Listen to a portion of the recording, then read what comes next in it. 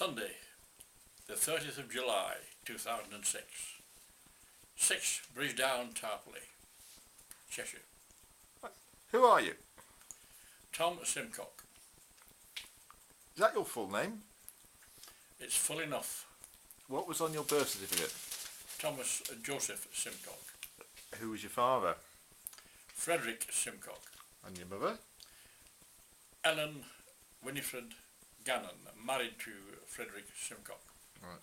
Where were you born? Newton-le-Willows, Lancashire. Over the road from 19 Cross Lane. When? On the 2nd of the 11th, November, 1926. Did you have any brothers and sisters? I had one brother and 4 sisters. One sister was older, all the rest were younger than me. What were their names? Veronica was the eldest, then Mary, then John, then Gertrude, then Claire. All except Gertrude are still alive. Gertrude died in 1971, I think. Where did you go to school? Pardon? Where did you go to school? I went to school at St Mary's and St John's infant school first of all, then the big school until I got the scholarship when I went to West Park Catholic Grammar School, St Helens. At the little school, is it true that you got scars on your knees from getting kicked with clogs, or was that in playing behind I still cross have a line? scar on my left knee from where I was kicked with a clog. Was that in school or was that outside of school? Outside of school. How did that happen? Kids kick each other with clogs. Who was to blame? The fellow that kicked me. Oh, fair enough. Do you have any other tales? No, I had no other mishaps whatsoever. I led a completely blameless life. So it's a total fabrication that Grandad Simcock hung you up by your braces on the back door for misdemeanours. I said I was blameless. Ah. Not that Grandad was blameless. What was Grandad's work? Pardon? What was Grandad's work history? When I was born, he was a coal man.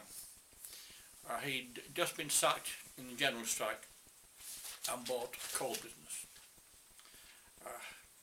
Later on, he changed that business into a general delivery business, which continued until the outbreak of the Second World War, when a new van he'd just bought broke its axle, and with the shortage of petrol and things like that, he found he couldn't continue in that business.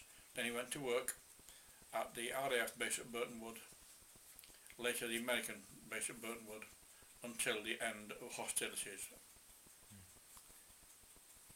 You mentioned once in bringing back onions from Norfolk during the war. During the war he travelled widely in the UK, at a time when there were no things like signposts around. It was a time of rationing, and on his travels he did pass the occasional farm, and I can strongly recollect him bringing a tea chest full of onions back once. Far too many for us, but they were shared among the neighbours.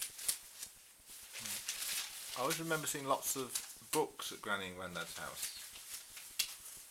Well, we had quite a few books, yes. My mother used to go onto the market and buy second-hand books. We very rarely had a new book. In fact, I can't remember a new book. One thing that did stick out in my mind was that probably in the mid to early 30s, we were the first people in our row, because we lived in a terrace of 1, 2, 3, 4, 6 houses, and we were the first ones to have a radio. None of the neighbours came in and listened to the radio. We were also among the first to have a washing machine, and that was a hot point washing machine, which was probably bought about 1935. It was a marvellous thing. I enjoyed washing it. It also used to wring out the washing electrically. which meant there was one chore less for me to do, because before that I used to have to wind the mangle. Oh. Now, after you finished at school, you went to Swansea? Swan University for 2 years, then I went into the army. Where did you serve in the army? Lincolnshire, Nottinghamshire, Hampshire, in the Royal Engineers. And how long were you in the army for? Just over 2 years. And during that time you met your wife? Met Mother.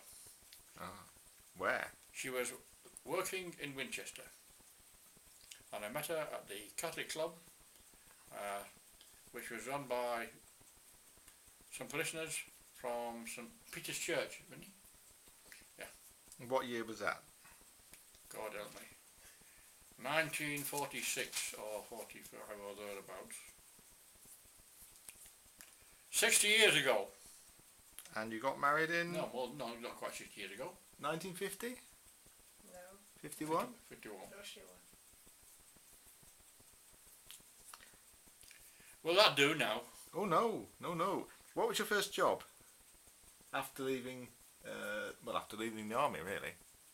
I worked for a few months in Sankey Sugar Works. Sankey Sugar Works were on the bank to the Sankey Canal,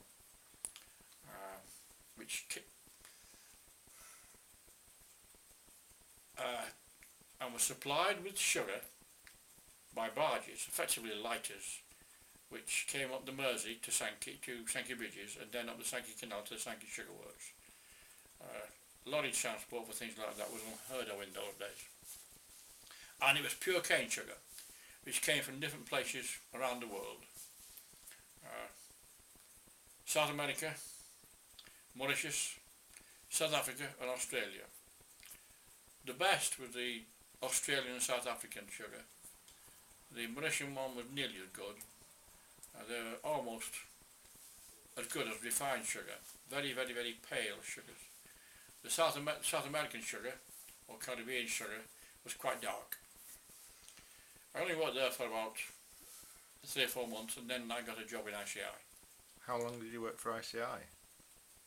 30 years. Doing what? I was in the laboratories. I started off in the works labs, and then I went into the technical service department, and I ended up in charge of the UK aerosol lab. I left ICI having done 30 years service in 1981. At the age of 55. And you went to work part-time in Liverpool then? I went to work 3 days a week in Liverpool for 5 years. Then for a few years I worked 1 day a week in Liverpool. And you fully retired? Never. You've certainly kept very active since your retirement. I mean, you've got your allotment and your garden. Yes. Your regular support to Anne. In many ways, not only caring for her when she comes home, but looking to her interests regarding the authorities. Oh, well. Yes. What do you enjoy most in life? Oh, Living. Yeah. I don't think I enjoy anything particularly more than other things. There's something I don't like, but I can't put my finger on them just like that now.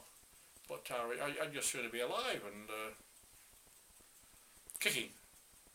Certainly kicking. Thanks, Dad.